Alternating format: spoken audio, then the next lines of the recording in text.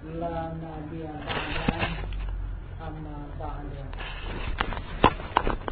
Pertama-tama kita bersyukur kehadirat Allah Subhanahu wa taala beserta menyampaikan salawat dan salam atas junjungan kita Nabi besar Muhammad sallallahu alaihi wasallam. Dengan rahmat Allah beserta nikmatnya hingga pada saat malam hari yang berbahagia ini kita kembali dipertemukan Allah untuk meningkatkan ilmu dan iman kita kepada Allah Subhanahu wa taala.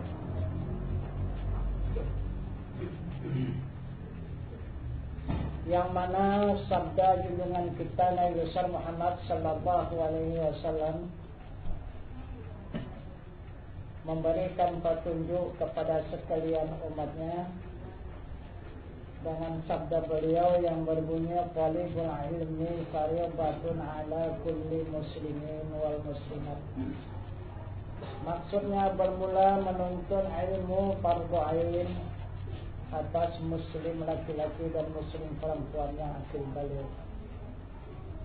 Yang mana ilmu yang diwajibkan oleh Rasul atas tiap-tiap diri, yang pertama ilmu usuluddin, yang kedua ilmu tasawuf, dan yang ketiga ilmu fikih. Inilah yang diwajibkan oleh Rasulullah kepada sekalian umatnya. Yang mana yang dimaksud dengan ilmu usuluddin, itulah yang diutamakan oleh Rasulullah. Ilmu usuluddin itu mengetahui barang yang wajib bagi Tuhan dan mengetahui barang yang mustahil bagi diri Tuhan. Dan yang ketiga mengetahui yang harus bagi diri Tuhan.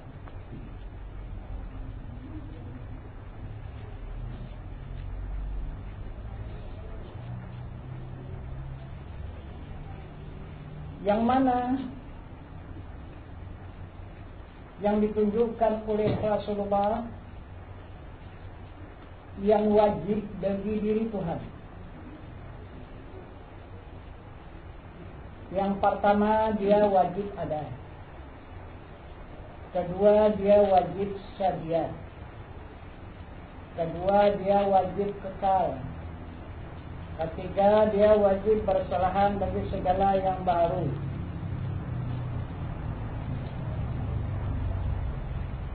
Kelima dia berdiri dengan sendirinya. Dan yang keenam wahdanya yaitu dia Maha Esa. Itulah wajib zatnya.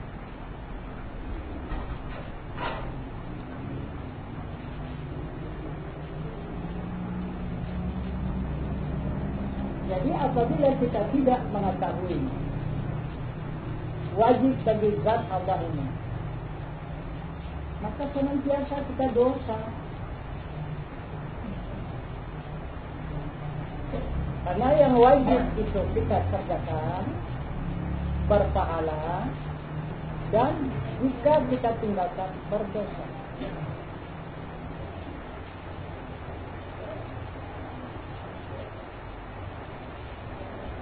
Dan yang kedua,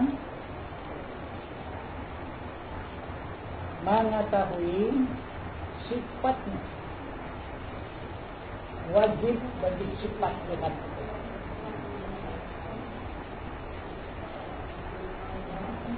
Yang mana yang wajib bagi sifat Tuhan? Pertama, kudrat kuasa. Kedua, iradat berkehendak. Ketiga, ilmu mengetahui. Keempat, hayat artinya hidup. Kelima, sama artinya mendengar. Keenam, basar artinya melihat. Dan yang ketujuh, kalam artinya berkata-kata. Inilah wajib Jadi diri Tuhan mempunyai sifat yang tunduk ini.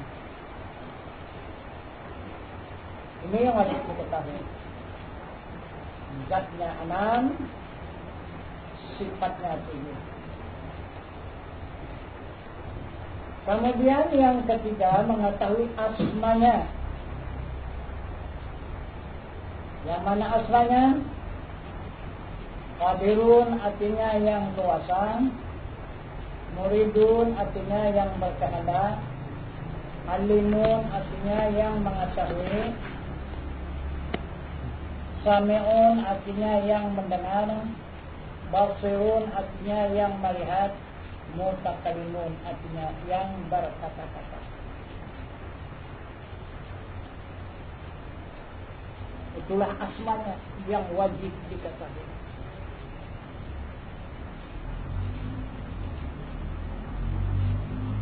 Kemudian zatnya ini ada pada sifatnya, dan sifatnya itu ada pada asmanya, dan asmanya itu ada pada af'alnya. Nah, jadi itulah yang dikatakan Allah. Maka Tuhan bernama Allah. Yang dikatakan Tuhan tadi zatnya, sifatnya, asmanya, dan af'alnya.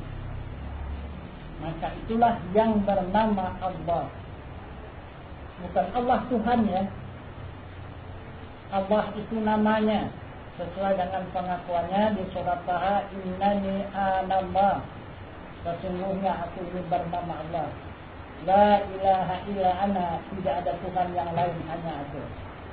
Fa'budni, sembah. Itu pengakuannya di surat Taha.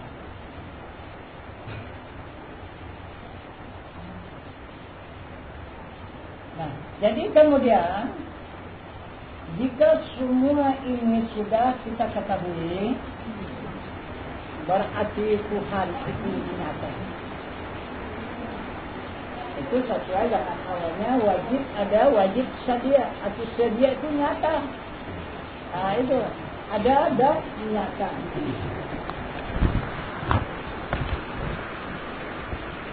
Di mana adanya dan di mana kenyataannya.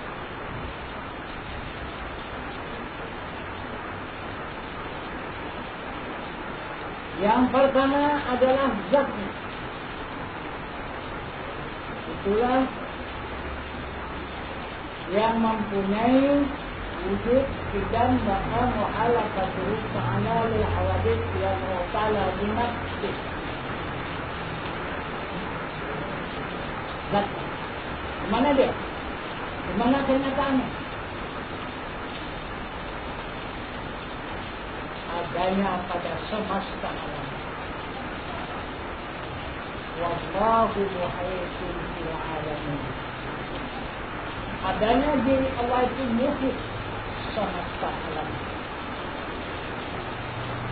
Jadi meratai dia di seluruh. Itu maka kemanapun kita pergi, kata kita tidak tersisa dengan ini. Kemana saja kita? Dia kata di sana dia berada.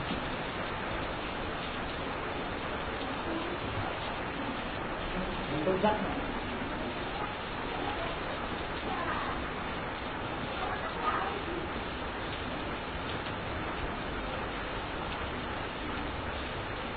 Kemudian adanya sifatnya.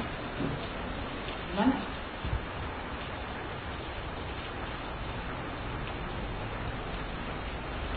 Kodratnya itu untuk menggerakkan seluruh manusia dan binatang.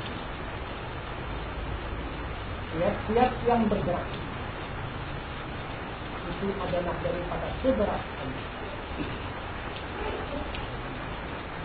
Yang kedua berkehendak, yaitu iradat Allah. Jika ada kehendak, itu adalah iradat Allah. Kemudian yang ketiga ilmu. Tiap-tiap mengetahui siapa saja, yaitu adalah ilmu.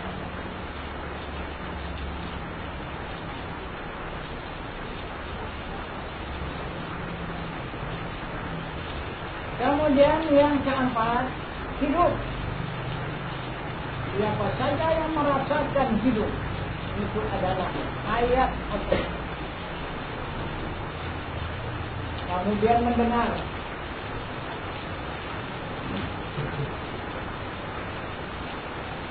Jika ada pendengaran, itu tidak akan diragukan lagi, tidak akan disangsikan lagi. Itu sudah pasti, itu adalah sama. Kemudian melihat. Jika ada yang melihat, apa saja, itu tidak lain adalah sifat basar Allah. Kemudian yang berkata-kata, itu tidak lain hanya kalam Allah. Jadi yang berkata-kata pada lidah itu kalam Allah. Yang melihat pada mata itu sifat basar Allah. Yang mendengar pada telinga itu adalah sama Allah. Yang mengetahui yaitu ilmu Allah. Yang hidup itu hayat Allah. Yang berkehendak itu iradah Allah. Dan yang berkuasa atau yang bergerak itu adalah kudrat Allah. Jadi zatnya, sifatnya tidak nyata.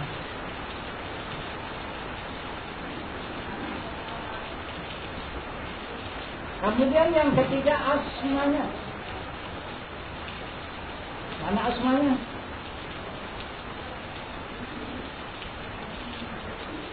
Asmanya itulah hati bagi manusia.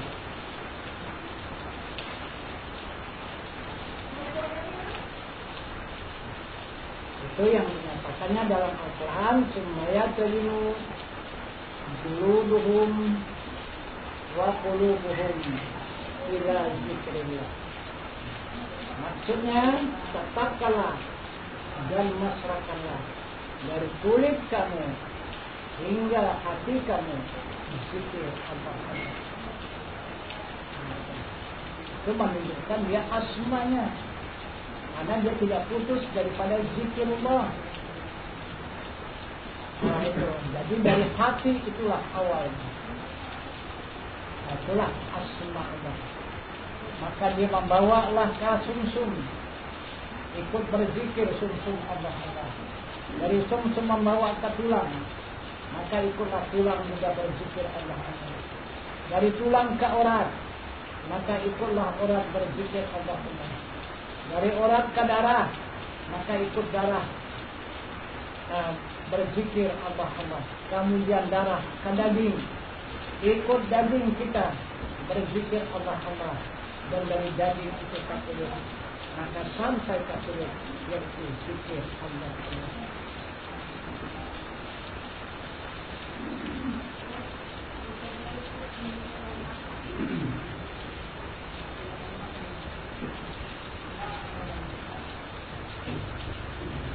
Kemudian yang keempat,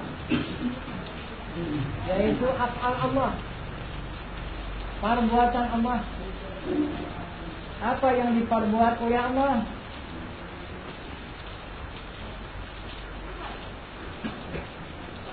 Allahul ladzi khalaqas samawati wal arda wa ma bainahuma. Maksudnya Allah menjadikan 7 lapis langit dan 7 lapis bumi antara keduanya.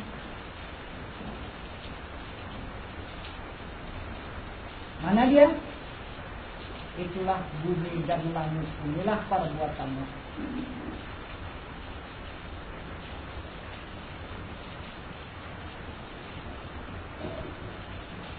Jadi yang ada pada kita mana? 7 lapis langit dan bumi adalah badan jasmani. Karena 7 lapis langit itu dijadikan Allah daripada api dan angin, dan 7 lapis bumi dijadikan air dan tanah. Nah, pada kita api itu darah, angin itu urat, itu 7 lapis langit, kemudian 7 lapis bumi, air itu tulang, dan tanah itu daging. Itu 7 lapis bumi. Itulah akal. Ya. Jadi nyata diri Tuhan itu perbuatannya menjadi tubuh manusia.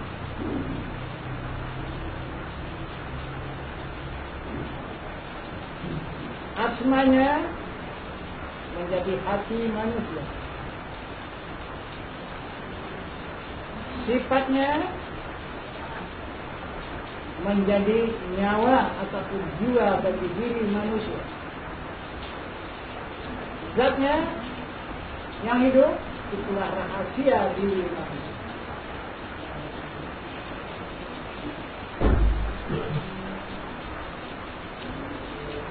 Jadi sudah jumpa kita dengan Tuhan yang bernama Allah.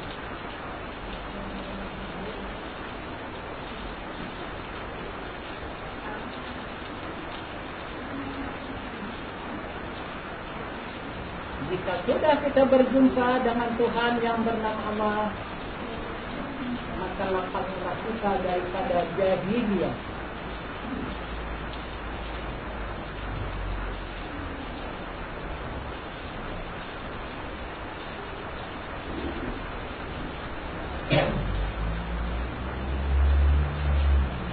Dengan apa kita menjumpai Tuhan yang bernama Allah itu? Jangan ilmu.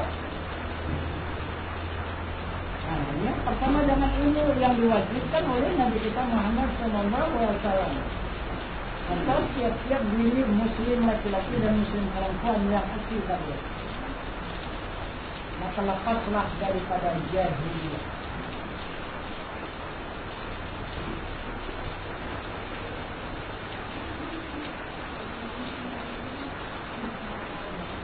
Maka lepas daripada jahiliyah, kita sudah menerima haji dari Allah.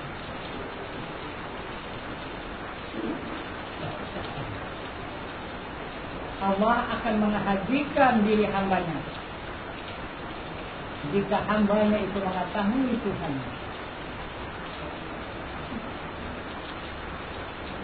Karena kalau dibawa di rukun haji, mengetahui af'al Allah ini adalah ihram.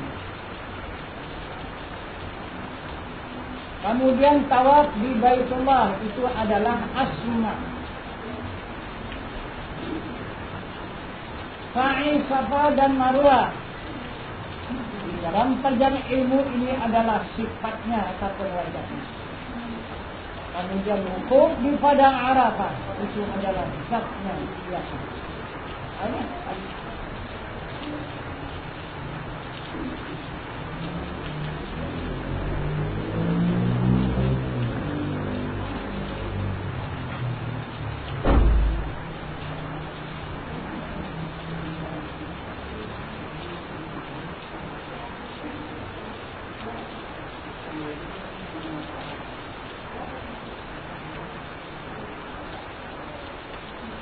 Ini dari ilmu.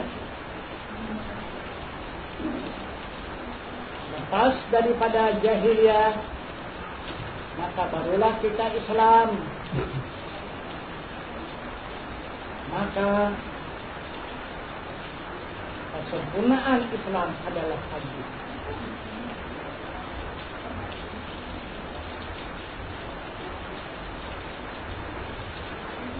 Yang kedua, kita menjalankan amal. Jadi ilmu disertai dengan amal. Apa yang dikatakan amal? Zikirullah. Itu amal. Kalau kita laksanakan zikirullah itu, itulah yang dimaksud dengan amal.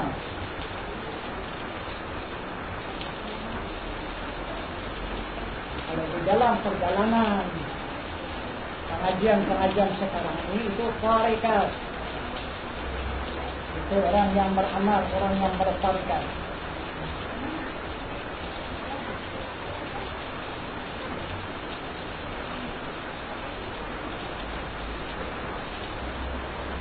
Kalau orang yang berilmu itu orang berjalan kepada Allah dengan ilmu hakikat. Ada perbedaannya. Kalau ilmu hakikat berjalan kepada Allah, dia matanya terbuka, matanya dapat melihat. Kalau kita berjalan dengan tarekat, kita berjalan tapi mata kita tertutup. Nah, jadi kalau mata tertutup macam mana?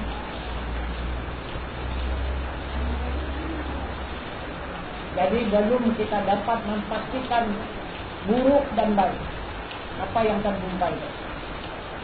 Karena mata tertutup. Belum tentu kita menjalani jalan yang lurus. Karena tidak tahu jalan tak nampak.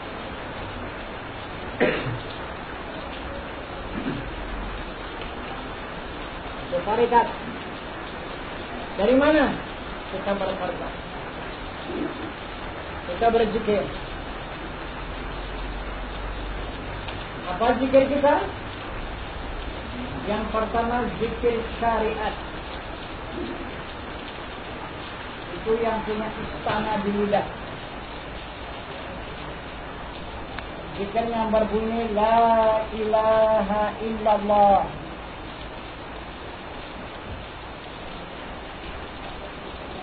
La itu apa isinya? La itu isinya wujud idam baka muhalafatuhu ta'ala lil hawadith yang muhtala binafsih. Itu isi la. Ilaha apa isinya? Sama basar kalam, sami'un basirun mutakallimun. Illa apa isinya?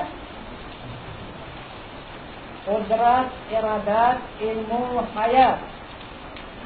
Allah. Apa isinya?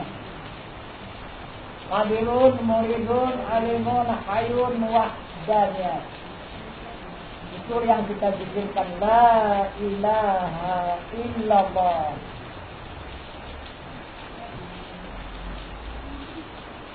Di mana makamnya? Di mana tempatnya? La itu di kepala nafas. Ilaha itu di otak. Illa di bahu kanan.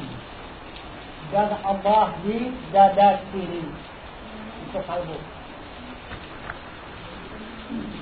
Maka kita pandang dan kita rasakan waktu kita menjalankan zikir La ilaha illallah. Kita dari mulai pinggang ke bawah tidak punya lagi. Kemudian bersambung kepada ilaha, dari pinggang ke kepala sudah tidak ada lagi. Kemudian melimpah ke ilah, ke bahu kanan, tidak ada bahu kanan lagi. Yang ada adalah ilah. Kemudian dia tembus ke dada kiri, yaitu Allah. Maka tidak ada dada kita lagi. Jadi kita tidak punya diri lagi. Yang ada hanya La ilaha illallah. Itu yang ada. Itu yang kita pandang dan itu yang kita rasakan. Itu maka fanalah badan jasmani kita. Itu dikatakan fana fillah. Jadi fana dia kembali kepada Allah.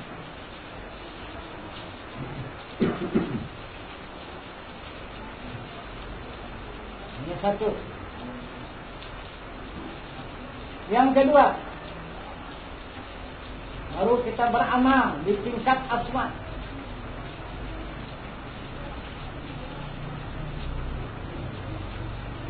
Apa amal kita di tingkat asma? Yaitu zikir Allah, zikir ismu zat, bukan nafi isbat. Yang di jasmani tadi nafi isbat, ini ismu zat yang ada pada hati. Nah, jadi sesuai dengan petunjuk Allah tadi, tetapkanlah, masyarakanlah zikir Allah itu dari hati, sumsum, dari sumsum, ke tulang, dari tulang ke orat, dari orat ke darah, dari darah ke daging, dari daging ke kulit. Maka kita tidak ada lagi, yang ada hanya zikir Allah. Kulit kita tidak ada, daging kita tidak ada. Itu darah kita tidak ada, urat kita tidak ada lagi, tulang kita tidak ada, sumsum kita tidak ada, dan hati kita pun tidak ada lagi. Yang hanya zikrullah, Allah, Allah, Allah, Allah, Allah, Allah, Allah. 11.000 itu satu hari satu malam.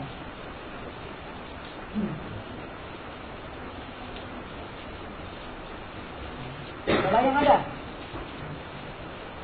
Tidak ada lagi kita punya hati. Nah itu, semua kembali kepada Allah. Pada dia kembali dengan Allah.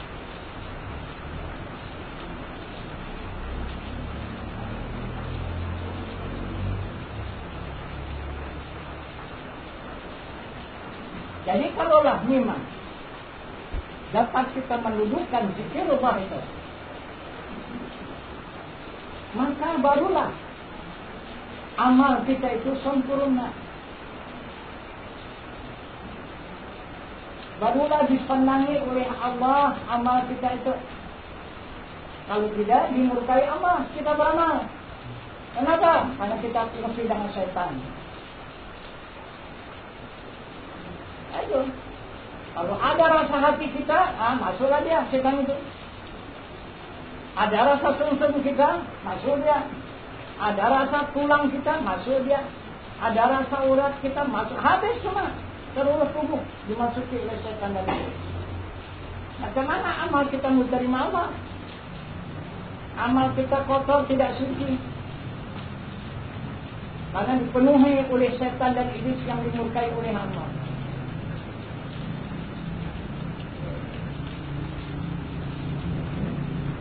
Dua. Yang ketiga, kita berzikir tingkat hakikat. Apa zikirnya? Ya Allah, Ya Allah, Ya Allah, Ya Allah. Nah itu.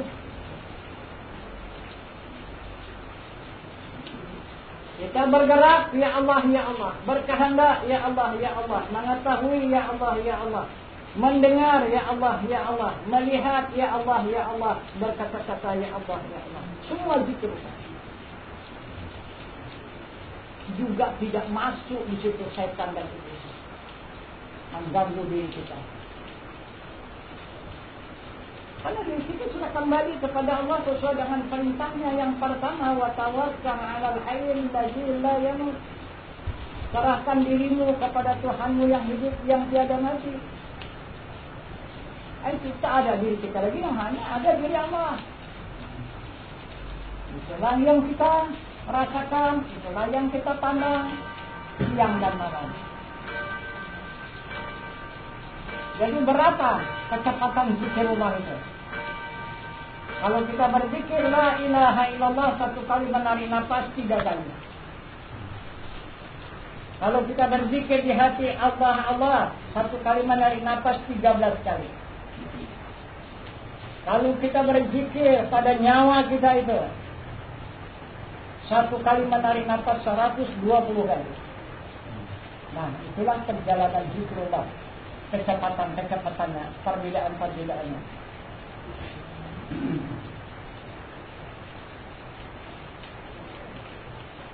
Kemudian yang keempat, baru kita berzikir lagi. Kemana? Apa zikirnya? Yahu.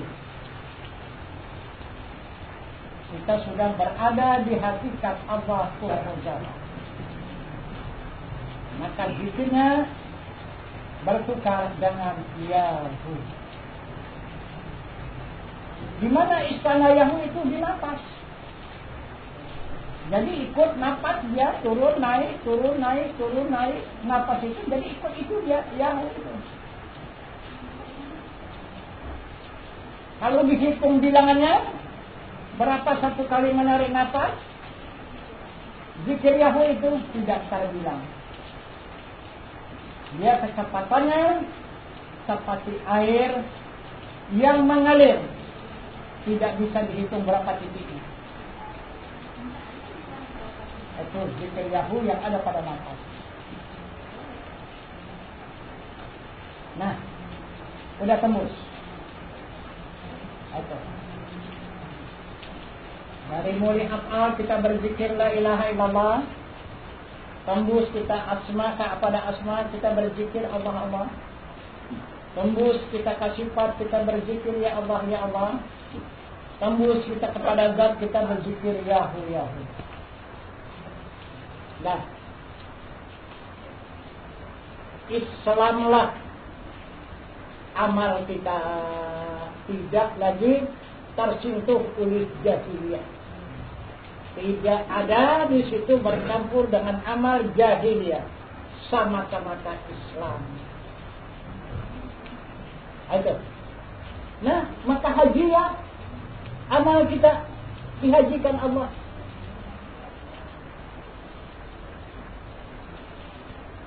Apa haji? Dijamin Allah tidak akan neraka. Pasti surga. Itu arti haji. Itu maksudnya mabrur ataupun mabrurah, itu jaminan Allah. Pasti surga. Itu kepalanya Pak Allah itu bohong, tak ada pula kan. Nah, tapi takkan mungkin dia sadaqallahul lazim kan. Nah, itu.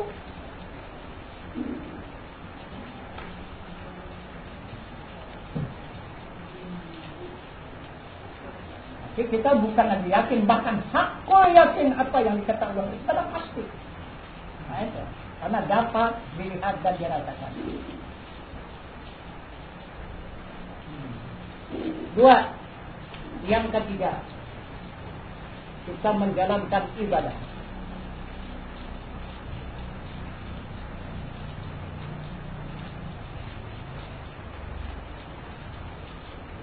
Jadi ibadah apa? Pertama ibadah salat.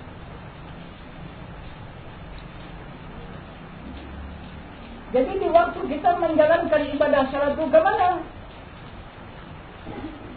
As-salatu mi'rajul mu'minin. Salat mi'raj bagi orang yang beriman. Nah, jadi arti mi'raj itu menghadap Tuhannya. Benarkah salat kita menghadap Tuhan? Nah, atau membelakang Tuhan? Karena Allah meminta kepada hambanya menegakkan salat itu, fa'budni, sembah aku, wa aqimis salata li dzikri. Tegakkan salat, ingat aku. Perintah Allah.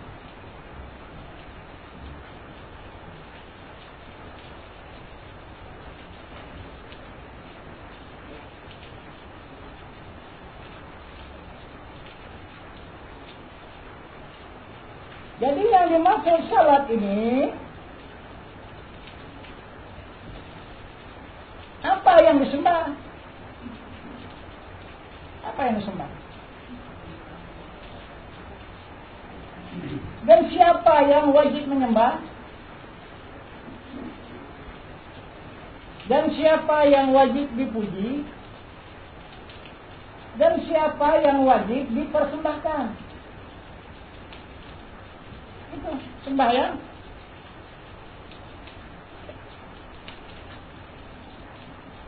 Yang minta sembah adalah zatnya yang maha suci. Ini yang mengaku innani anallah. Itu yang meminta fa'budni, sembah aku. Nah, tapi menyembahnya wa aqimis salata li dzikri. Tegakkan salat, ingat. Itu kata zat. Jadi sudah jelas yang disembah itu adalah zatnya yang berada muhit di semesta alam.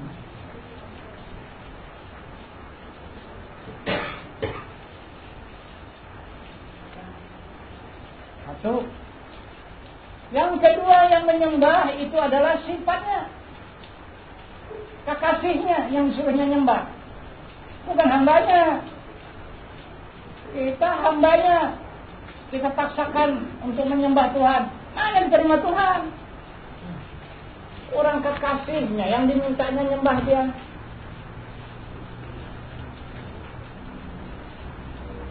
Supaya senang zat itu menghadap kepada wajahnya, kepada sifatnya, kepada kekasihnya itu.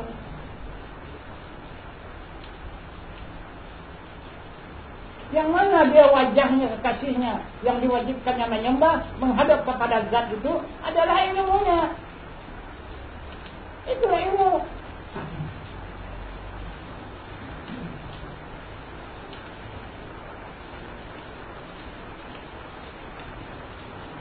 Kemudian ilmu itu disertai dengan kalam, membacalah kalam.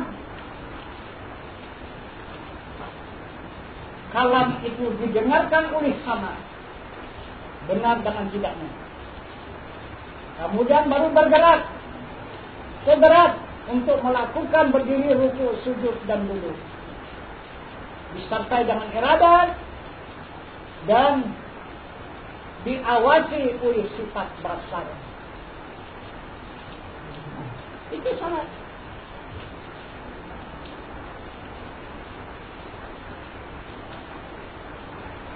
Itu yang menyembah. Kemudian apa yang dipujinya waktu dia menyembah zat itu? Dipujinya namanya. Allahu Akbar, dia memuji nama. Namanya dipujinya untuk menghadap kepada zatnya.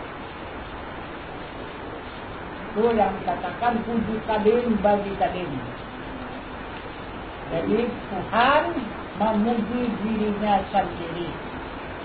Itulah Allahu Akbar.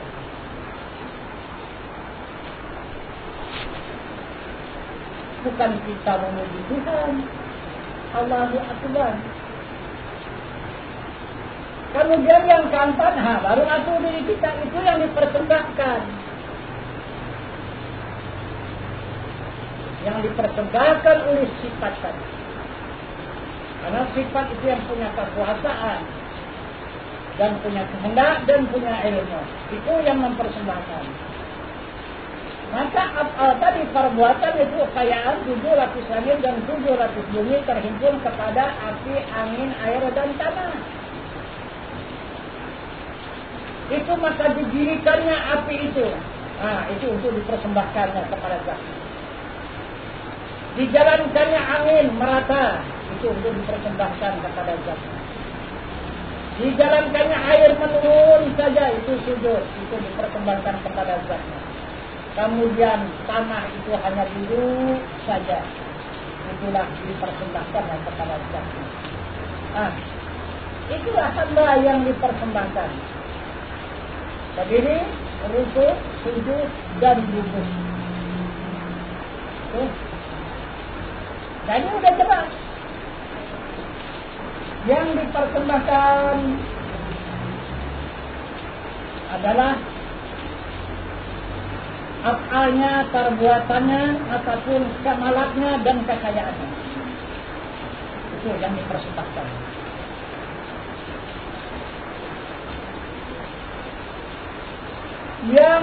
Yang dipuji adalah sifatnya. Siapa yang mempersembahkan kekayaannya, memuji namanya, adalah sifatnya. Itulah kekasihnya.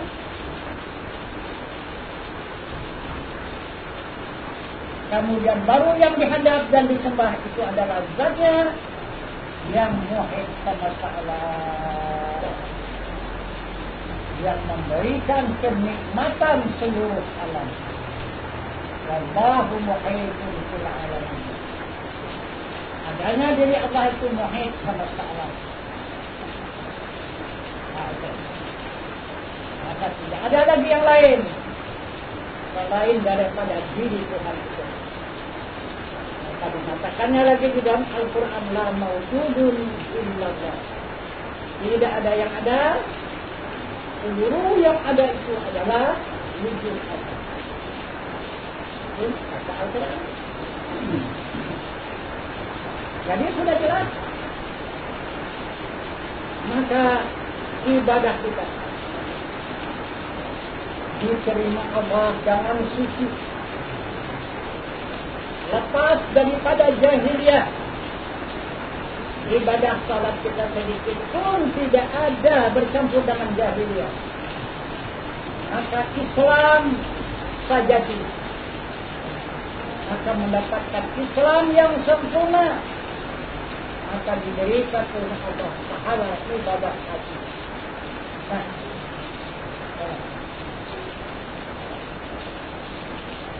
ilmu kita dihajikan Allah, amal kita dihajikan Allah, salat kita dihajikan Allah. Apalagi yang belum, tinggal harta.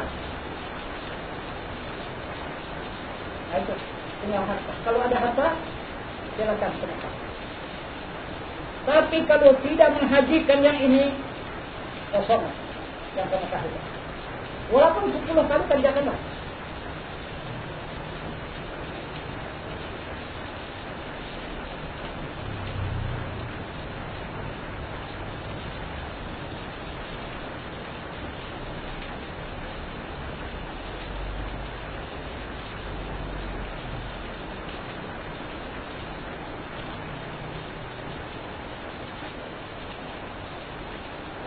Jadi saya juga ini dibantah.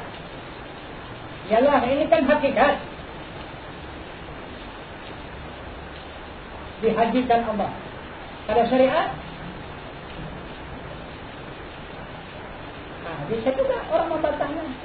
Karena hakikat tanpa syariat batal. Syariat tanpa hakikat hampa. Wa syariatu bila hakikati atilatu wal hakikati bila syariati batilah. Tapi Nabi kita Muhammad sallallahu alaihi wasallam mengatakan di dalam hadisnya yang berbunyi, Hajjab du'afa asyamuhu yaumi Arafah.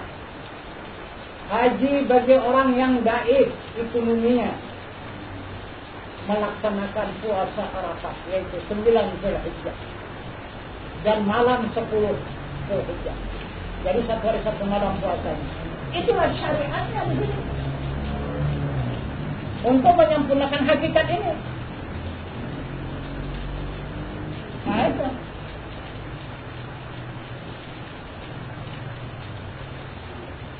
Itu yang sebenarnya hakikat korban. Arti korban tak ada diri kita lagi. Di dalam ilmu tidak ada diri kita, di dalam amal tidak ada diri kita, di dalam ibadah tidak ada diri kita lagi. Ini kita akan korban. Sudah dikembalikan kepada Allah Subhanahu wa taala.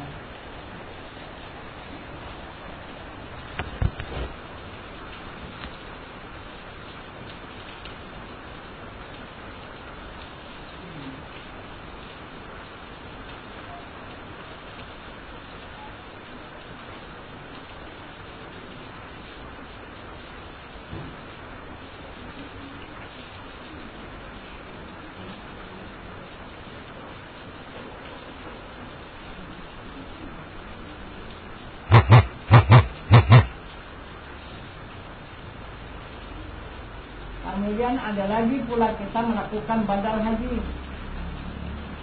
menghajikan orang tua kita, menghajikan saudara kita.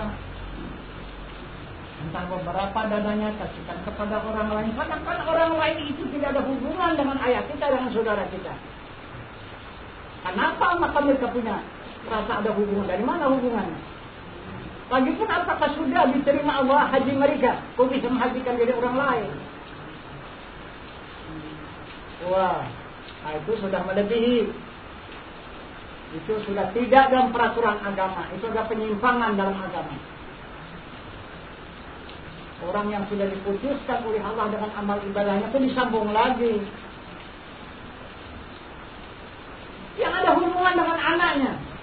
memang ada hubungan. Orang yang sudah kembali di sisi Allah ada hubungan dengan anaknya. Anaknya itu yang bisa melakukan.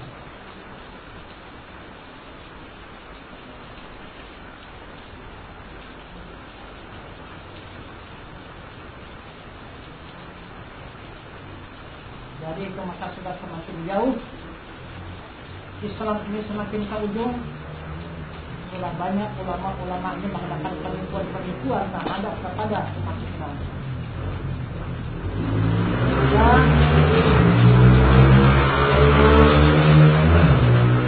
benar-benarlah kita meneliti ilmu ini supaya kita tidak tertipu oleh siapapun, oleh syaitan, oleh iblis, oleh manusia yang tidak bertanggung jawab.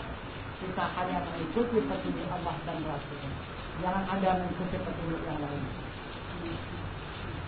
Itu maka perlunya kita meningkatkan ilmu ini senantiasa supaya ilmu kita ini sempurna. Jadi barangkali inilah keterangan pada malam ini untuk meningkatkan ilmu dan iman kita kepada Allah, atau yang disebut dengan pengajian pada malam hari yang berbahagia ini. Ya, mudah-mudahan keterangan yang singkat itu dapat kita pahami dan seterusnya dapat kita amalkan. Mudah-mudahan itulah yang akan diberi Allah petunjuk dan bersaksa kalimah. Maka barangkali ini dulu yang kita sampaikan. Ya, silakan kalau ada untuk melanjutkan pertanyaan. Jadi untuk keterangan kita padakan sampai di sini. Wabillahi taufiq wal hidayah. Assalamualaikum warahmatullahi wabarakatuh.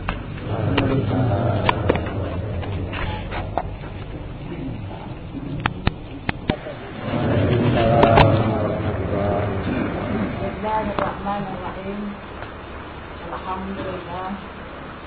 Alhamdulillahilladzi arsalahu bil huda wa dinil haq liyudhhirahu 'ala ad-dini kullihi wa kafa billahi shahida.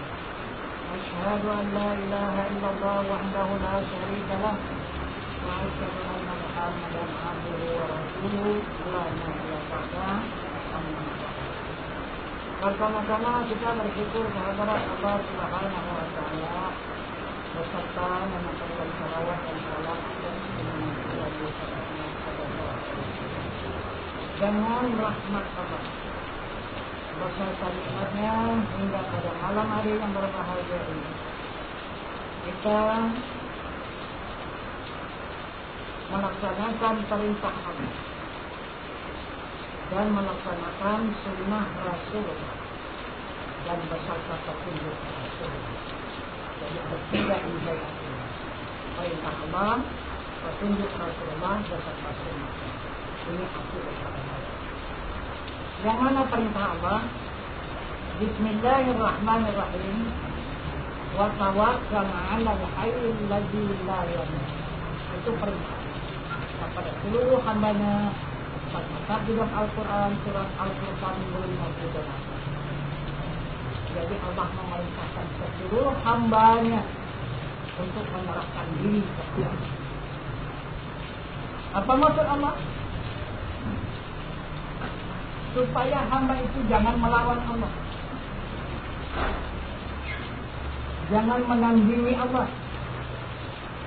Jadi apabila kita tidak mau menyerahkan diri kepada Tuhan yang hidup yang tiada mati, berarti kita menandingi adanya Tuhan. Jadi kita mengimbangi adanya Tuhan, sedangkan Tuhan itu qiyamuhu ta'ala binafsi. Dia berdiri dengan sendirinya, jangan ada yang lain mengawalinya. Nah itu maka apabila kita menentang, mengawali Allah, mengimbangi Allah, itu dikatakan dosa musyrikin, itu dikatakan syirik kafir. Tidak ada putusnya dosa siang dan malam. Dibuat sunat pun tidak bisa. Kalau sebelum kita meninggalkan syirik, Tidak lagi kita melawan Allah, betul-betul kita serahkan diri kita kepada Allah sesuai dengan pengakuan Allah, wa ma khalaqtul jinna wal insa illa liya'budun. Tidak aku jadikan jin ataupun manusia hanya mengabdi kepadaku, tapi mengabdi yang betul-betul tunduk kepada Allah Subhanahu wa Ta'ala yang tidak terpisah dan tidak melupakan Allah. Itu yang dimaksud Allah memerintahkan hambanya supaya hamba itu menyerahkan diri kepada Tuhan, supaya Allah memaafkan sekalian dosa. Karena yang dimaksud dengan dosa, kata Rasulullah di dalam sabdanya, wujuduka zambun la qiyasa lahu li ghairi. Bermula wujudmu itu dosa, tiada kias baginya dan baginya. Itu kata Rasulullah. Yang mana saja yang kita akui ada, diri kita itu dosa lagi.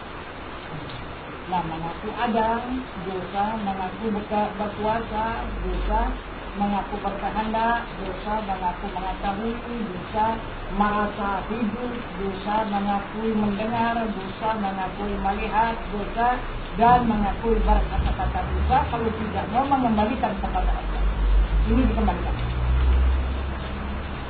Nah, itu yang dimaksud oleh Allah, serahkan dirimu kepada Tuhan yang hidup yang tiada. Karena hamba itu, kata Al-Quran, tidak ada daya dan upaya. Lemah, da'i, kata, hina, itulah hamba. Kenapa maka kita bisa bergerak?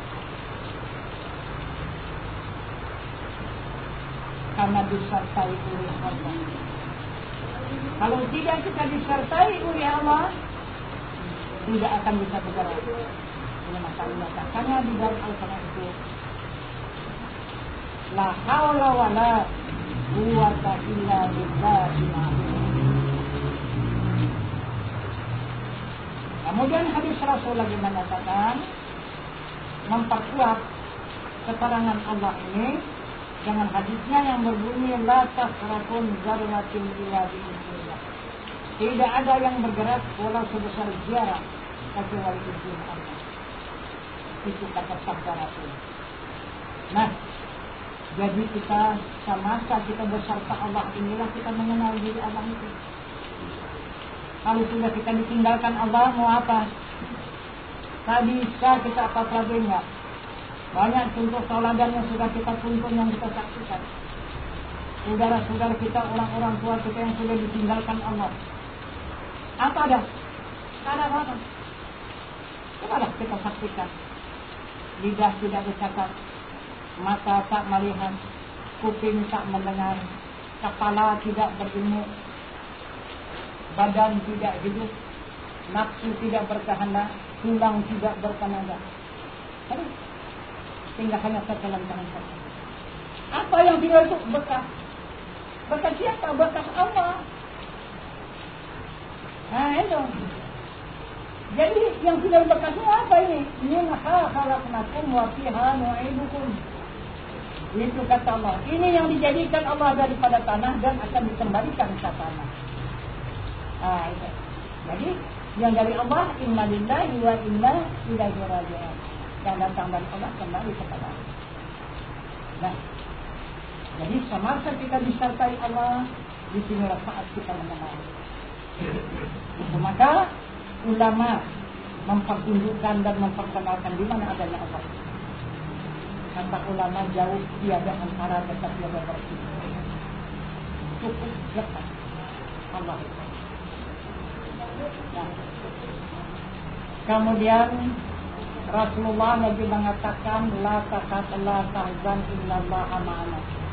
Jangan kamu takut, jangan kamu bermentak, Allah itu bersama kita. Sama saja kita akan disertai oleh Allah. Kalau tidak kita tak pilih. Sekarang pun tak bisa. Kalau tidak disertai oleh Allah. Nah, juga Al-Quran mengatakan wa huwa ma'akum aina ma kuntum. Allah beserta kamu barang di mana kamu berada. Kemana saja kita. ke bumi, ke langit, ke udara, ke lautan, ke daratan, kemana saja tetap disertai dengan hadis. Ini Al-Quran. Kemudian hadis kudusi, itu cakap zat Allah. Jadi diri Allah itu menunjukkan adanya dirinya. Di mana? Ma zahartu fi syai'in ka zaharatil insani. Tiada jua nyata pada suatu seperti nyata pada diri manusia. Tapi belum datang. Cuma dekat. Tapi belum jalan. Yang mana dia Tuhan itu? Yang menyertai kita itu mana? Yang cukup dekat dengan kita itu mana dia? Maka dijelaskan nanti di dalam hadis ini. Maka kata Tuhan, la insanu sirri mafatinuhu wa mufarriquhu. Aku adalah rahasia diri manusia. Itu kata Allah. Aku adalah rahasia diri manusia. Mana dia? Mendiamkan dia dan menggerakkan dia. Nah, mana? Nyata dia. Tunjukkannya langsung. Itu kedusi. Diam karena ada Allah. Bergerak karena ada Allah. Nah, itu. Jadi awalnya untuk mengenal kepada Allah ini penyerahan diri. Karena ini persyaratan awal. Penyerahan diri ini yang dilakukan oleh Allah kepada hambanya karena para rasul yang ketujuh. Siapa rasul yang ketujuh? Yaitu Nabi Ibrahim alaihissalam. Berapa puluh ribu tahun baru ada amal ibadah. Coba. Ini baiat ini penyerahan diri kepada Tuhan sudah lebih dulu. Nah, itu. Kenapa kita di dalam agama pada saat sekarang ini bahkan menjadi fitnah? Kenapa baru keluar sekarang? Ini cara membaiatkan. Ada pula yang menuduhkan yang benar itu dari Islam. Kenapa dari sekarang dulu? Kita sudah lama juga hidup belum pernah mendengar ada baiat-baiat dalam agama ini. Itu orang tidur di dunia ini. Itulah nampaknya orang tidur. Tak pernah baca Al-Quran. Itu, kalau orang tidur mana bisa baca Al-Quran ya? Coba baca surat Al-Quran dari wa tawakkal 'alal hayyil ladzi la yamut. Serahkan dirimu kepada Tuhanmu yang hidup yang tiada mati. Ayo. Kalau memang tidak dalam agama tidak ada tercatat di dalam Al-Quran. Ini jelas berdasarkan Al-Quran. Berdasarkan Al-Hadis, Rasulullah yang bagusnya cara menyerahkan diri itu la maududun, la qadirun, la muridun, la alimun, la hayun, la samiun, la basirun, la mutakalimun fi hakikatil Allah. Nah, itu kata Rasul. Tidak ada kita merasa ada, yang ada itu adalah wujud Allah. Tidak ada merasa kuasa, kuasa itulah iradat Allah. Tidak ada merasa berkehendak, kehendak itu iradat Allah. Tidak ada kita merasa mengetahui, yang mengetahui itu ilmu Allah. Tidak ada kita merasakan hidup, hidup yang kita rasakan itu adalah hayat Allah. Tidak ada kita merasakan mendengar, kita rasakan pendengar itu adalah sama Allah. Tidak ada merasakan melihat. Melihat itu sifat basar Allah dan tidak merasakan berkata-kata, yang berkata-kata itu dalam salah Allah. Itu kata Rasulullah. Kemudian dikerjakanlah oleh Nabi Ibrahim alaihissalam perintah Allah ini. Maka dijadikan oleh Allah uswatun hasanah, contoh tauladan yang baik. Itu kata Allah. Jadi di mana saat Ibrahim melakukan baiat ini, penyerahan diri kepada Allah, semasa dia diperintah Allah untuk menegakkan agama, membangun Masjidil Haram dan Ka'bah. Nah, maka persyaratan diminta Allah kurban. Nah, kurban itu penyerahan diri. Itu. Oke. Jadi yang mana yang diminta Allah kurban? Anak kandungnya. Kalau yang lain saja tidak kurban namanya. Nah itu. Kenapa maka dikatakan oleh Allah kurban? Kenapa maka anaknya Ibrahim yang diminta? Pada saat itu tidak ada yang dicintai oleh Ibrahim, pada hatinya hanya anaknya itu. Nah, itu. Maka itu diminta oleh Allah. Anaknya itu kembalikan sama dia. Karena Allah tidak suka hamba itu cinta kepada yang lain, cinta kepada Allah. Dia tidak suka. Nah, itu marah dia. Kalau kita mencintai Allah, ada cinta kita yang lain, marah dia. Nah, itu. Nah, itu maka anak Ibrahim yang diminta. Itu pun Ibrahim juga masih tertunda-tunda melakukannya itu. Apakah benar ini perintah Allah? Kalau benar ini perintah Allah, kenapa tidak diridai Allah? Kalau korban, aku paling banyak berkorban. Orang 1 tahun 1 ekor kambing, aku ratusan ekor kambing 1 tahun, puluhan itu entah. Bukan sedikit korbanku. Bahkan berlebih sudah korban ke itu. Nah, perhitungan Ibrahim berlebih, rupanya perhitungan Allah tidak. Nah, itu maka dijelaskan oleh Allah kepada Ibrahim. Ara'aital ladzi yukadzibu bid-din. Tahukah kamu orang yang mendustakan agama? Fadzalikal ladzi yad'u yatim, bagi mereka yang tidak menyantuni anak yatim. Wala yahuddu ala ta'amil miskin, dan bagi mereka yang tidak membantu kepada fakir dan miskin. Itulah orang yang mendustakan agama, kata Allah. Itulah kurbanmu yang kamu korbankan yang begitu banyak, itulah aku jadikan dan aku salurkan menjadi santunan anak yatim dan bantuan kepada fakir dan miskin supaya kamu tidak mendustakan agama. Itu kata Allah. Selamat harta bandamu sudah kembali ke situ. Tapi sayang, kata Allah, hartamu selamat, dirimu, keluargamu tidak selamat. Untuk apa? Untuk apa kau menyelamatkan harta bendamu, dirimu, keluargamu tidak selamat? Tidak ada artinya. Itu kata Allah.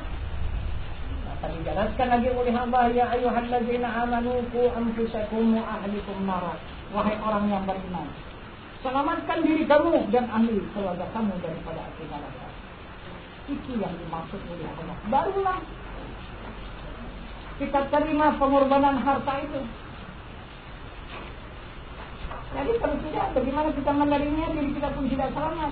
Mana bisa menerima korban itu? Nah, jadi inilah yang dijelaskan oleh Allah Subhanahu wa Ta'ala. Dan akhirnya Ibrahim pun dengan segera untuk melaksanakan kurban ini. Maka pergilah dia ke Jabal Kurban untuk melaksanakan penyembelihan itu. Tetapi di pertengahan perjalanan dia kena cegat, yaitu oleh kekuatan setan dan iblis. Nah, jadi ini apa maksud Allah? Maksud Allah ini adalah menjadikan suri tauladan kepada setiap hambanya. Jika hambanya itu ingin beragama, jika hambanya itu ingin ada hubungan dengan Masjidil Haram dan Ka'bah, maka ikutlah Ibrahim dan Ismail. Apabila kita tidak mengikuti korban Ibrahim dan Ismail ini, maka kita tidak ada hubungan dengan Masjidil Haram dan Ka'bah. Dan kita tidak punya hubungan dengan agama. Cuma hanya kita Islam, tetapi kita tidak beragama. Itu maka tidak ada persatuan dan persatuan dan persaudaraan Islam. Maka Islam hancur berantakan pada saat sekarang ini. Kenapa? Kenapa? Karena tidak beragama. Islam toh, agama tidak ada. Mana Islam? Mengucap 2 kalimat syahadat, salat 5 waktu sehari semalam, puasa pada bulan suci Ramadan, mengeluarkan zakat harta sampai nisab, melaksanakan ibadah haji. Ini tidak payah. Islam ini kita beli buku, bawa pulang, sambil nyender-nyender gitu kita baca, nggak bisa melakukannya semua. Kepala kita cari buku, tak payah. Nah, kalau kita mencari guru lagi, itu. Kalau kita dibuai lagi, itu. Tak perlu kita sampai ke negeri Cina sana. Ini Islam. Tapi apa artinya Islam kalau tidak beragama? Karena yang dikatakan Islam itu mesti beragama, baru dia sempurna. Itu. Kalau tidak beragama, tak seperti Islam itu. Karena yang dikatakan agama ini yang dijelaskan Allah, inna dina indallahil Islam. Itu. Yang dikatakan Allah. Itu. Agama inilah yang membawa kita ke sisi apa? Itulah agama Islam. Ini yang membawa kita kepada Allah. Jadi yang mana dia? Yang membawa kita kepada Allah. Maka dijelaskan oleh Rasulullah, awaluddin ma'rifatullah. Bermula awal agama mengenal Allah. Itu agama. Kenal kepada Allah, kepada zatnya, kepada sifatnya, kepada asmanya, kepada afalnya, barulah kita mendapat awal daripada agama. Itu kata Rasul. Nah, jadi kemudian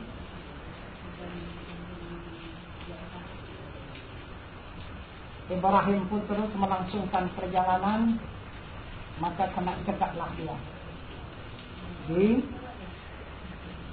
Zumrah. Itu dalam Al-Quran Zumrat katanya kan, ada 3 Zumrah. Zumrah Akabah, Zumrah Ula, dan Zumrah Usta. Itulah kekuatan setan dan iblis. Itu yang dilimpah orang-orang yang melakukan ibadah haji. Itu. Tapi belum tentu tercampak itu. Kalau dalam pelaksanaan ibadah haji itu. Kecuali kalau sudah kita punya ilmu, baru bisa tercampak dia. Jadi kemudian kenapa maka dicegat oleh setan dan iblis perjalanan Ibrahim, dia sudah tahu. Itu apabila Ibrahim melakukan perintah Allah, melaksanakan pengorbanan atas anaknya Ismail, pasti agama Allah tegak di muka bumi. Maka hancur berantakan kekuatan setan dan iblis, lumpuh setan dan iblis. Itu. Jadi kemudian bagaimana Ibrahim itu melewati Zumrah itu? Karena tidak tanggung kekuatannya di situ. Jadi mohon bantuan kepada Allah, maka dipetunjuki oleh Allah. Ambil batu, diisi dengan kalimat Bismillahirrahmanirrahim. Nah, maka dilimpar ke arah syaitan, tercampak dia. Naik lagi setan itu ke Zumrah yang kedua, dilimpar lagi oleh Ibrahim dan Ismail, tercampak lagi. Naik lagi di Zumrah yang ketiga, maka dikepung 2 arah. Maka dilimpar oleh Ibrahim dan Ismail, maka dia menghilang. Kalau kena dia terbakar. Dia pun mencari persembunyian. Sudah ketakutan dengan Ibrahim dan Ismail. Maka jumpalah persembunyian, di sanalah dia berkuasa. Di sanalah dia merayu dan menipu, di dalam persembunyian itu. Mana persembunyian ini? Qalbu. Ini hati kita, tempat persembunyian setan dan iblis yang menamakan dirinya uzur, semangat, takbur, riya, hasad, dengki dan tinggi diri. Ini di sini tempat. Itu. Ini yang paling berbahaya. Ini yang dikatakan oleh Rasul sifat mazmumah yang bicara oleh syarat. Tidak akan ada pahala amal ibadah yang kita kerjakan kalau masih ada setan di dalam kalbu kita ini. Karena Allah sangat murka kepada setan dan iblis itu. Nah, jadi kemudian kita periksa sajalah di dalam agamanya. Kita beramal, berzikir, bertasbih, baca Quran, bersalawat, salat, puasa, zakat, haji. Periksalah. Adakah yang ditakuti, yang disegani oleh setan dan iblis? Tidak ada.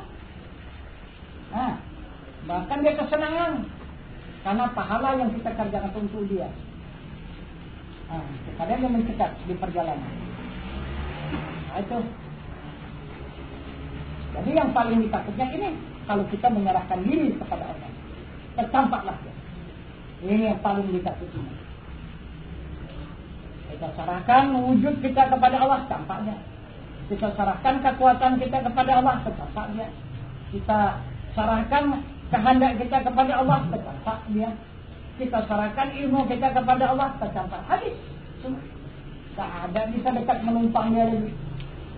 Nah itu, karena tidak ada diri kita lagi, sudah kita pulangkan kepada Allah. Yang dimaksud Allah, itu Allah itu menyayangi hambanya, mencintai hambanya supaya hamba itu bersih daripada pengaruh setan dan iblis itu. Nah, jadi kemudian Ibrahim pun langsunglah ajabal kurban. Ismail pun terus meletakkan tubuhnya siap untuk dikorbankan. Maka Ibrahim bertanya kepada anaknya Ismail, "Wahai anakku, adakah yang kamu minta?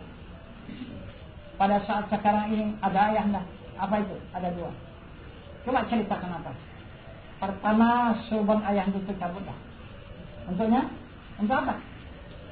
Tutupkan ke seluruh tubuh Ismail supaya ayahnya tidak enggan lagi melakukan penyembelihan itu. Kedua, waktu ayahnya mencabut pedang itu, ucapkan Bismillahi Allahu Akbar kuat-kuat. Maksudnya supaya Ismail tidak mendengar suara pedang itu keluar dari sarungnya, supaya Ismail tetap ikhlas menyerahkan diri kepada Allah, dijadikan untuk tebusan menegakkan agama Allah di muka bumi.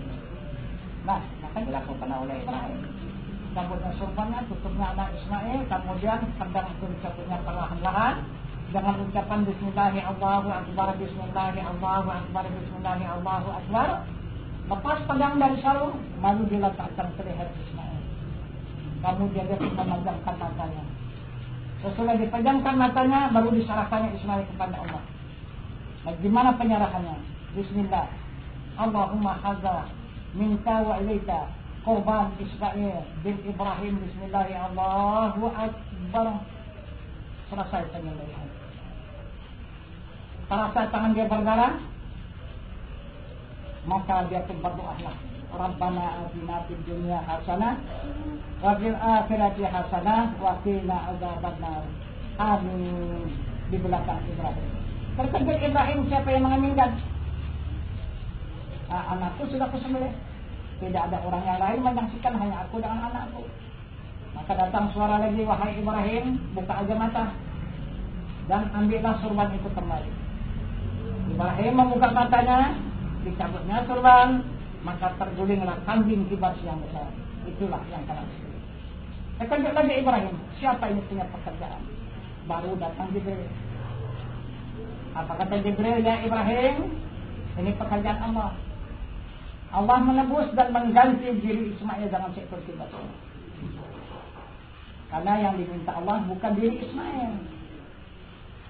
Darahnya tertumpah di bumi Allah ini, dan bukan dari Ismail yang dibagi kepada Saka dan Yusuf. Yang diminta Allah adalah niat ikhlasmu. Itu yang diminta oleh Allah Subhanahu wa Ta'ala kepada maka Ibrahim pun sujud. Baru ditunjukkan oleh Allah rahasia sujud. Itu maka banyak kita melakukan sujud, tapi rahasia sujud kita tidak tahu. Jadi tidak diterima Allah sujud kita kalau tidak tahu rahasianya. Nah, jadi kemudian bangun Ibrahim daripada sujud, terus dibalikannya anaknya itu kembali ke Makkah Al-Mukarramah. Terus dia membangun Ka'bah dan membangun Masjidil Haram. Udah siap, maka tersandalan Masjidil Haram dan Ka'bah, hijir Ismail dan makam Ibrahim. Tegaklah agama Allah di muka bumi ini. Tapi tidak sempurna. Siapa yang menyempurnakannya? Menunggu kedatangan Nabi kita Muhammad SAW yang ke-25. Dengan apa Nabi menyempurnakan pekerjaan Ibrahim dan Ismail itu? Yang penuh dengan pengorbanan, dengan perjalanan Isra dan Mi'raj menghadap kepada zat Tuhannya. Sesudah dia menghadap kepada zat Tuhannya, turun kembali, masuk ke dalam Masjidil Haram, barulah sempurna agama Allah di muka bumi ini. Itu maka seluruh amal ibadah yang kita lakukan, apabila pengenalan kita tidak sampai kepada zat Allah, maka tergantunglah amal ibadah kita itu. Nah, itu yang dimaksud suri tauladan yang dijadikan oleh Allah. Jadi kemudian Nabi kita Muhammad SAW menyempurnakan agama yang dibangun oleh Ibrahim dan Ismail dengan perjalanan Isra dan Mi'raj. Persyaratannya apa? Perbekalan apa? Persyaratannya membedah dadanya, mengeluarkan kalbunya di sebelah kiri jantung, sebelah kiri dada. Dikeluarkannya jantung itu, ada di kepala jantung itu darah yang hitam. Itulah tempat kekuatan istana setan dari iblis. Itulah yang dicampakkan, dibuang oleh malaikat Jibril, kemudian dicuci dengan air zam-zam 3 kali pencucian. Bersih, suci kalbu Nabi, tidak ada setan dari situ saja. Nah, kemudian apa isinya? Digilah malaikat Jibril ke dalam surga, mengambil 3 buah bajana, adalah barang yang sangat dicintai oleh Allah. Itulah 3 buah bajana. Itu yang dimasukkan ke dalam kalbu Nabi. Penuh kalbu Nabi itu dengan 3 buah bajana. Baru dicap dengan khataman nubuwah antara malaikatnya. Baru dia melakukan Isra dan Mi'raj. Apa isi 3 buah bajana? Maka yang sangat dicintai Allah. Pertama ilmu isinya. Kedua iman. Ketiga Islam. Keempat sabar. Kelima fikir. Keenam nur, ketujuh hikmah. Inilah benda yang dicintai oleh Allah Subhanahu wa ta'ala. Inilah yang membawa hamba ke dalam surga, yang dijamin oleh Allah Subhanahu wa ta'ala. Kemudian yang dicampakkan oleh malaikat Jibril yang di dalam kalbu Nabi tadi, uzuk, sema'ah, takbur, riya, hasad, tingsi, dan tinggi. Inilah yang akan membawa kita ke dalam neraka. Kalau tak sempatlah kita menyampaikan ini, kembali kita kepada Allah, pasti kita neraka. Nah itu. Jadi ini yang dimaksud oleh Allah Subhanahu wa ta'ala melakukan Nabi kita Muhammad SAW. Nah kemudian barulah Nabi berjalan Isra dari Makkah sampai ke Baitul Maqdis, Mi'raj menjadi langit 7 lapis langit, munajat melewati alam nur 70.000 lapis, baru menghadap kepada alam zat, baru kepada alam zat Allah Subhanahu wa ta'ala, barulah turun kembali masuk ke dalam Masjidil Haram, barulah sempurna agama Allah. Nah, jadi ini semua kata Allah Subhanahu wa ta'ala yang dikerjakan oleh Ibrahim, mengorbankan anak yang sangat dicintai. Kedua, Ismail mengorbankan jiwa dan raganya juga yang cukup disayanginya. Nabi kita Muhammad SAW membedah dadanya, membongkar kalbunya, keluar membuang penyakit hatinya, serta mengisi 3 buah bajana. Melakukan perjalanan Isra dan Mi'raj menghadap kepada zat Allah Subhanahu wa ta'ala. 3 perbuatan Rasul ini menjadi satu. Allah mengatakan kepada kita hamba, laqad kana lakum fi Rasulillahi uswatun hasanah. Telah ada atas diri Rasul suri tauladan yang baik bagi kamu. Itu kata Allah. Tidak ada yang terlebih baik dalam agama Islam selain pada baik Allah. Kenapa? Karena kalau tidak kita lakukan baiat ini mengikut daripada sunnah Rasul, kita tak punya agama. Nah itu. Nah maka Rasul juga mengatakan an-nikahu sunnati faman lam ya'mal bi sunnati falaysa minni. Penyerahan diri itu kata Rasul pekerjaan siapa-siapa yang tidak melakukan bukan dari golonganku. Nah ini Rasul mengatakan. Coba. Jadi Allah mengatakan hamba yang tidak mau menyerahkan diri kepada hamba yang membelakangi dia, yang lari dari Tuhan. Jadi Rasul juga tidak mengakui adalah umatnya. Nah itu, sebab dia tidak melakukan ini. Nah, kenapa baru sekarang timur 350 tahun ini tidak menunjukkan? Tanam di bumi sana, tak ada orang berani melakukan. Siapa melakukan pancung? Ini yang paling ditakuti oleh penjajah tanah air kita ini. Ini bayat ini agama, bukan Islam, ini agama. Akhirnya muncul juga. Nah, otomatis terusirlah dia. Bukan dengan ilmu tauhid, hanya dengan kalimat tauhid saja. Menyatu dari Sabang Merauke, melewati daripada Sumpah Pemuda, tanpa penjajah. Dan itu dari penjajah yang di kalbu ini. Ini penjajah tanah alam bakar. Ini kan alam bakar kalbu ini. Nah itu. Kalau sampai dikuasai oleh setan dari iblis, untuk kita mana? Kita tak punya tempat, tak punya tanah air di alam yang bakar.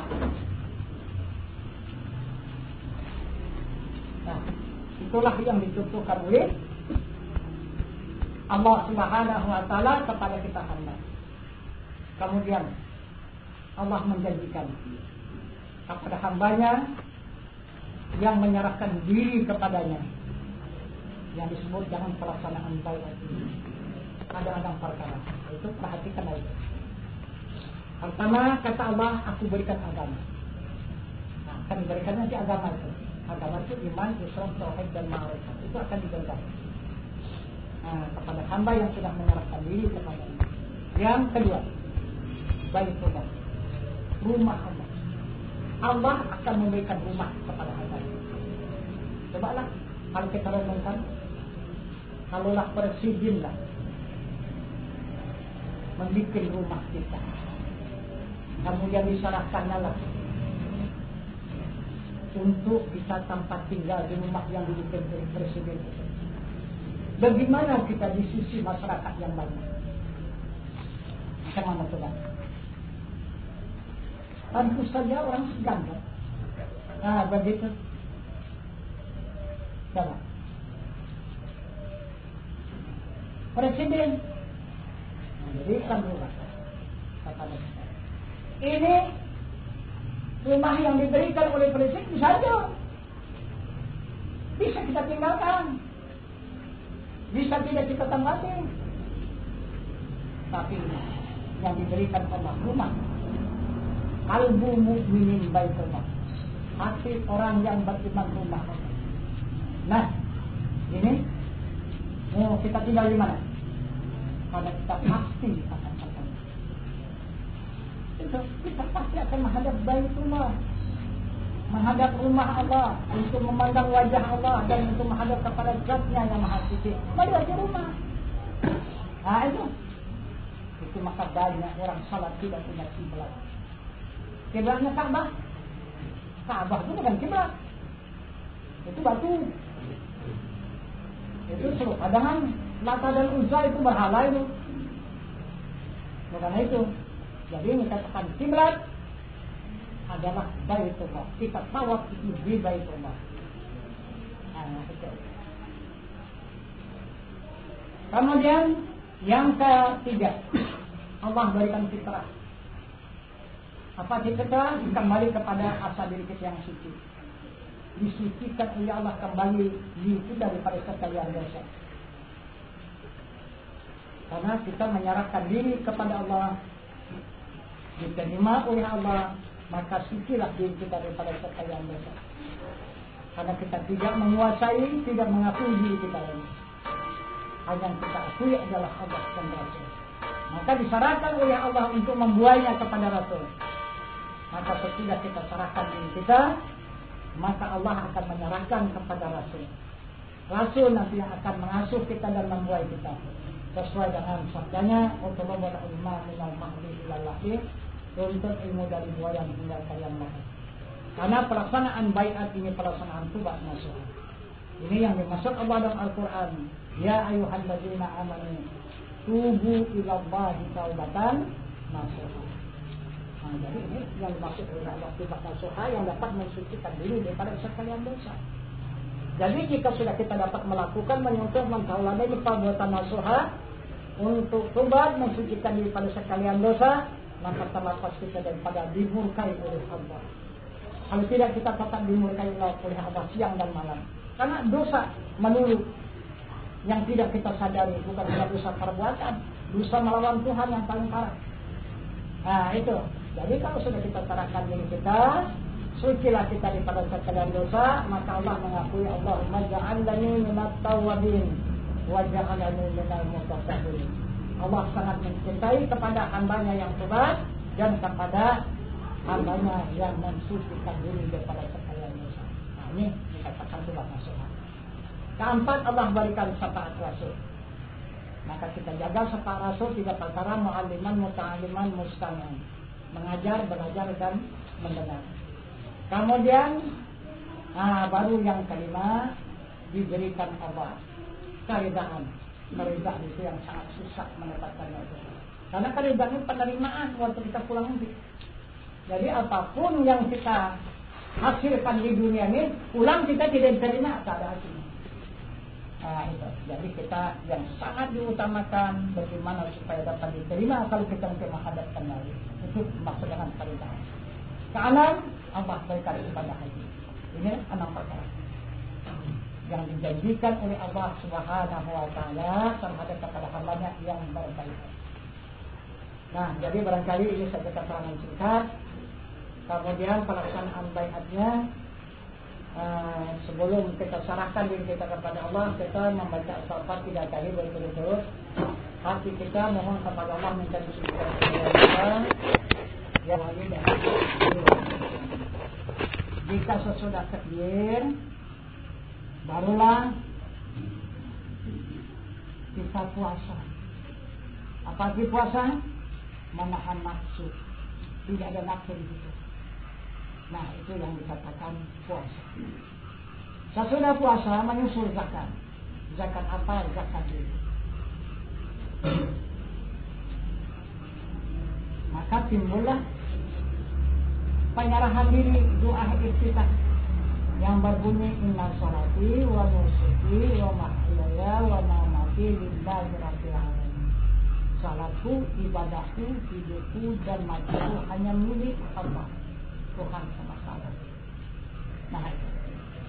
Maka kita dikatakan oleh Rasul mautu qabla an tamutu. Matikan diri kamu dahulu daripada mati kamu. Disitulah saat kita merasakan mati. Nah, jadi mati kemana? Inna lillahi wa inna ilaihi raji'un. Datang daripada Allah, kembali kepada Allah. Maka diterima Allah. Diri kita tidak ada punya diri lagi, yang ada hanya Allah, minallah, billah, lillah. Daripada Allah kepada Allah, bagi Allah. Maka Allah menunjukkan dirinya, menunjukkan kebesarannya. Maka berdiri Allahu Akbar, Allah Maha Besar, rukuk Allahu Akbar, Allah Maha Besar, sujud Allahu Akbar, Allah Maha Besar, duduk Allahu Akbar, dan menunjukkan Allah yang Maha Besar. Sama-sama salat itu adalah Allah yang Maha Besar. Nah, itu zakat. Kemudian haji baru menghadap kiblat. Kiblat itu Baitullah. Nah, nanti baru jumpa lagi Baitullah itu. Apabila tidak kita menghadap Baitullah, di waktu salat tidak sah. Karena tidak punya kiblat. Kemudian baru yang kalimat 2 kalimat syahadat. 2 kalimat syahadat tidak bisa lagi dibawa ke dalam salat. Kenapa? Karena kita tadi sudah menzakatkan diri kepada Allah. Kita tak punya diri lagi. Syahadat ini ada diri kita kembali. Asyhadu. Itu la ilaha illallah. Kita menyaksikan adanya Allah. Maka batallah zakat kita tadi yang kita zakatkan diri kita kepada Allah. Lalu kita masih ada lagi di belakang salat itu timbul diri kita. Itu. Maka apabila kita bawa syahadat ke dalam salat, maka tidak sah salat kita itu. Kenapa? Karena di dalam salat tidak ada syahadat. Itu. Carilah kalau ada di rukun 13 itu, kalau ada syahadat, paling salat. Yang ada tahayat awal dan tahayat akhir. Tahayat yang ada bukan syahadat. Tahayat itu apa? Tahayat itu pengakuan Muhammad dengan Tuhannya semasa dia melakukan Isra dan Mi'raj.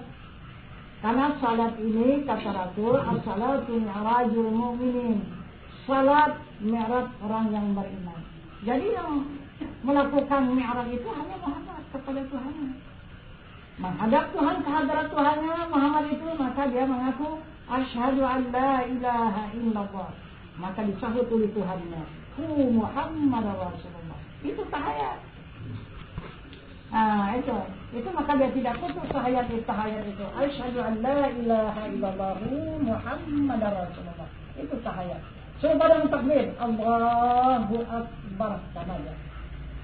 Nah, itu maka turun saksi ini dari Jamali namanya ini. Ini menyaksikan kalimah Allah, di sini kalimahhu dan di sini kalimah Muhammad. Maka tidak bercara dia. Nah, itu maka inilah petunjuk ataupun keterangan untuk saksi nafi dan isbat adanya Allah dengan Muhammad. Maka dia waktu kita bertahayat itu sampai kepada kalimah asyhadu an la ilaha illallah, ini menyaksikan jadi sini Muhammad Rasulullah. Tahayat. Barulah dikatakan salat itu tiang agama. Itu. Jadi kemudian apa isi salat? Isi salat juga sembah dan sujud. Itu. Di mana itu sembah? Itulah takbiratul ihram. Itulah kata Allah, fa'budni, sembah aku. Bagaimana nyembah Tuhan itu? Wa aqimis salata lidzikri. Tegakkan salat, ingat aku. Tapi banyak salat kita ingat kepada dunia. Ingat kepada yang dijadikan, bukan mengingat kepada yang menjadikan. Nah, maka akan berbahayalah salat kita kalau tidak bisa kita berpaling, karena Allah sudah mengingatkan. Kullu syai'in khalikun ila wajhah. Sesuatu itu rusak lagi binasa, inilah dunia yang kita ingat. Bagaimana supaya tidak rusak tidak binasa? Kembalikan ingatan kepada wajahnya yang laisa kamitslihi syai'un dan kepada zatnya yang maha suci. Barulah selamat diri kita dan selamatlah salat kita. Itulah takbir. Jadi kemudian kedua sujud itu kemana? Sujud itu sudah ditentukan oleh Allah. Wa in qulna lil malaikati isjudu li adama fasajadu illa iblis aba wastakbara wa kana minal kafirin. Itu kata Allah. Jadi Allah memerintahkan sujud kepada Adam. Jadi yang kamu sujud, yang anggar kamu sujud itu iblis. Atau yang takbur juga tidak mau sujud, itulah orang-orang kafir. Aba wastakbara wa kana minal kafirin. Nah itu. Jadi bagaimana supaya kita terlepas daripada iblis, terlepas daripada orang kafir? Bagaimana kita? Kemana kita sujud? Kemana mencari Adam itu? Di mana itu Adam? Dan siapa itu Adam? Maka dijelaskan oleh Allah. Wa idh qala rabbuka lil malaikati inni ja'ilun fil ardi khalifah. Wahai malaikat, ambil segenggam tanah, aku menjadikan khalifah. Jadi Adam itu tanah. Itu kata Allah, di mana tanah? Ada panah jumpa tanah? Ini aja. Itu maka kita bisa menjadi sombong. Karena tanah itu senantiasa kita dudui di bawah kita dan senantiasa kita pijak waktu kita berdiri dan kita jalani kemana kita berjalan. Dia di bawah. Coba, bahkan selalu kita buang kotoran ke sana. Akan najis kita menengok dia. Padahal dia mensucikan daripada sekalian najis. Itu. Dialah diri yang suci. Mensucikan sekalian yang tidak suci.